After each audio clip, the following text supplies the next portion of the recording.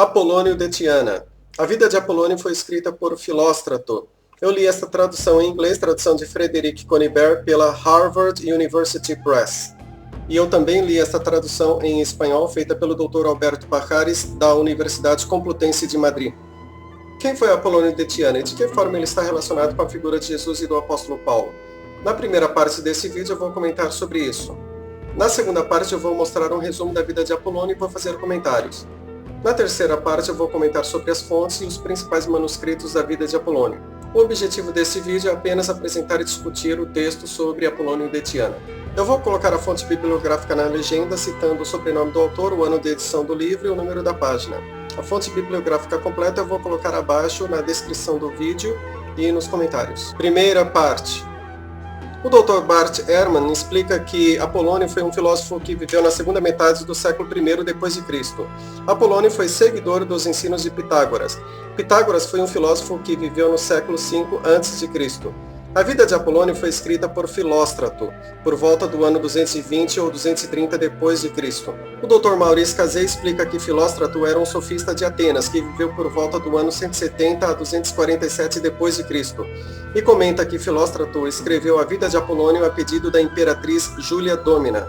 O Dr. Maurice Casey comenta que Dorothy Murdoch, mais conhecida com o apelido Acharya, diz que Apolônio de Tiana, Jesus e o apóstolo Paulo se referem à mesma pessoa, mas o Dr. Maurice Casey explica que não existe nenhuma fonte histórica que afirme isso. O Dr. Bart Ehrman comenta que, embora existam semelhanças entre as narrativas sobre Jesus e as narrativas sobre Apolônio, os dois são personagens históricos diferentes. Bart Ehrman explica que Apolônio viveu depois de Jesus, durante a segunda metade do século I depois de Cristo.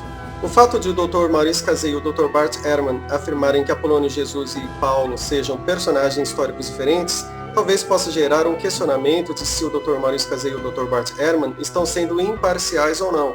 Embora eu não acredite que alguém consiga ser 100% imparcial, mas pelo menos para tentar ser o mais imparcial possível é que eu citei esses dois acadêmicos, pois eles não se consideram como cristãos, eles não se consideram religiosos. O Dr. Maurice Casey diz não ser cristão e é reconhecido como não religioso. O Dr. Bart Ehrman, na página 13, diz: não sou cristão, nem tenho o compromisso de defender uma causa ou uma agenda cristã. Sou agnóstico, com inclinações ateístas. Em minha vida e visão de mundo seriam basicamente as mesmas, tenha Jesus existido ou não. Caso queira comentar a questão de se Jesus existiu ou não, por gentileza não comente aqui nesse vídeo.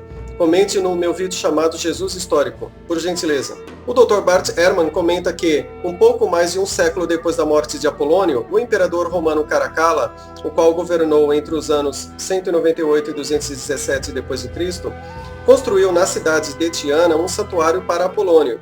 O imperador romano Aureliano, que governou entre os anos 270 e 275 d.C., que era um adorador do deus Sol, também considerava Apolônio como divino. Segunda parte. Para fazer o resumo da vida de Apolônio, eu li uma tradução em inglês e uma tradução em espanhol. Esta tradução em inglês, além do texto da vida de Apolônio, possui também uma pequena introdução com poucas anotações de rodapé. Esta tradução em espanhol, além do texto da vida de Apolônio, possui uma grande introdução com 59 páginas, além de muitas notas de rodapé.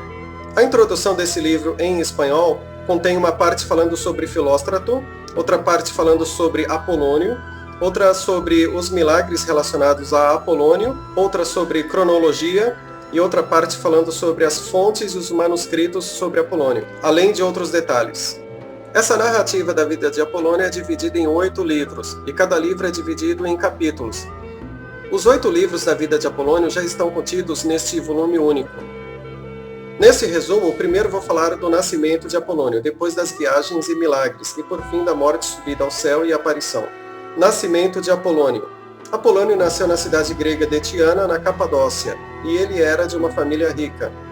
Quando a mãe de Apolônio estava grávida dele, um demônio egípcio chamado Proteus apareceu diante dela e disse que ele mesmo, Proteus, é quem iria nascer dela. Segundo a concordância de James Strong, com relação à palavra demônio, que em grego pode ser daimon ou daimonion, embora no Novo Testamento tenha apenas um sentido negativo, tais palavras em outros contextos podem ter um sentido positivo.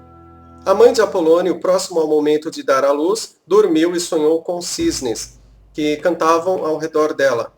Os moradores afirmavam que Apolônio era filho de Zeus, mas Apolônio dizia que seu pai também se chamava Apolônio. Apolônio passou a ser vegetariano, andava descalço, deixou o cabelo crescer e passou a morar no templo do deus Asclépio. Apolônio vivia em abstinência sexual. Apolônio também fez abstinência de falar por 5 anos. Com relação à palavra Zeus, há quem entenda que a palavra Zeus e a palavra Deus significam a mesma coisa, tendo o mesmo sentido. O Dr. João Evangelista Martins Terra explica que não, mas esse assunto fica para outro vídeo. Viagens e milagres. Apolônio, em suas viagens, visitou Antioquia e depois foi para a Índia. Apolônio tinha 7 discípulos. Apolônio chegou a Nínive e conheceu um homem chamado Damis, o qual veio a ser o seu companheiro de viagem. É dito que Apolônio conhecia todos os idiomas, sem nunca ter estudado. Pesquise no YouTube a história de um homem pobre de Minas Gerais chamado Edvalson Bispo dos Santos, mais conhecido como Galinha Tonta, o qual, de acordo com a reportagem, aprendeu inglês, alemão e japonês por meio de sonhos. Alguns consideravam Apolônio como divino. O Dr. Alberto Parcares, na página 21, comenta que os seres humanos considerados como imortais e com poderes sobrenaturais eram chamados divinos. Na Bíblia, a palavra Deus, que no hebraico é Elohim, também é utilizada referindo-se a seres humanos, com o sentido de ser humano com grande autoridade. Apolônio chegou à Babilônia e disse que os eunucos ainda possuíam desejos. Um rei ofereceu a Apolônio 10 pedidos, mas Apolônio apenas pediu ao rei que desse um pedaço de terra ao povo. Apolônio era contra a caça esportiva e era contra os sacrifícios de animais. Apolônio não era apegado ao dinheiro. Em suas viagens, Apolônio encontrou uma aparição de um tipo de vampiro chamado Empusa. Apolônio viu hindus praticando a levitação. Apolônio e um homem chamado Iarcas conversaram sobre a origem do mundo e dos deuses. Havia um homem possuído por demônio e o demônio mandava tal homem para lugares desertos. Compare com Mateus 12, verso 43. Apolônio livrou o povo de Éfeso de uma praga de enfermidade. Apolônio ordenou apedrejar um demônio transfigurado em pessoa. Outro homem apareceu possuído por demônio, e o demônio, ao ver Apolônio, ficou em chamas. Na Bíblia fala-se tanto de Jesus expulsando demônios, quanto de outras pessoas expulsando demônios. Apolônio detectou uma serpente, uma empusa, transfigurada em mulher. Na Bíblia também encontramos a ideia de transfiguração. Curiosamente, Apolônio criticou o elogio feito ao deus grego Zeus. Apolônio disse que o imperador romano Nero era uma besta, ou seja, um animal feroz. Compare com as bestas do Apocalipse, 13, versos 11 e 12. Apolônio despertou uma mulher aparentemente morta. Na Bíblia encontramos várias narrativas de pessoas ressuscitadas. Apolônio encontrou uma criança com 3 cabeças e uma vaca falante. Veja no YouTube a história de uma mulher de 2 cabeças, ou seja, trata-se de gêmeas dicéfalas, Abigail Lohane e Brittany Lee. Na Bíblia fala-se sobre a serpente falante e sobre a mula falante. As interpretações variam. Uns entendem ser linguagem figurada. Dos que entendem ser literal, uns pensam que se trata de telepatia, outros de voz literal. Apolônio foi para Alexandria, no Egito. Vespasiano conversou com Apolônio e o convidou para uma viagem. Um rei se transformou em um leão. Na Bíblia também fala-se sobre materialização. Apolônio viajou para a Etiópia. Apolônio viu altares ao Deus desconhecido. Na Bíblia também fala-se sobre um altar ao Deus desconhecido. Apolônio tinha o costume de cultuar o Deus Sol. Apolônio falou sobre o general Tito, o qual destruiu Jerusalém, a qual ficou cheia de cadáveres. Apolônio foi preso e escapou das correntes, de forma milagrosa, e Damis, com isso, percebeu que a natureza de Apolônio era divina, sobrenatural. Morte, subida ao céu e aparição. Uns dizem que Apolônio viveu até os 80 anos, outros até mais de 90 e outros até mais de 100 anos. Uns dizem que Apolônio morreu em Éfeso, outros afirmam que Apolônio morreu em Lindos, desaparecendo dentro do templo de Ateneia. E outros dizem que Apolônio morreu em Creta, e quando chegou ao santuário de Dictina, ouviu-se mulheres cantando: "Suba da terra, suba para o céu, suba."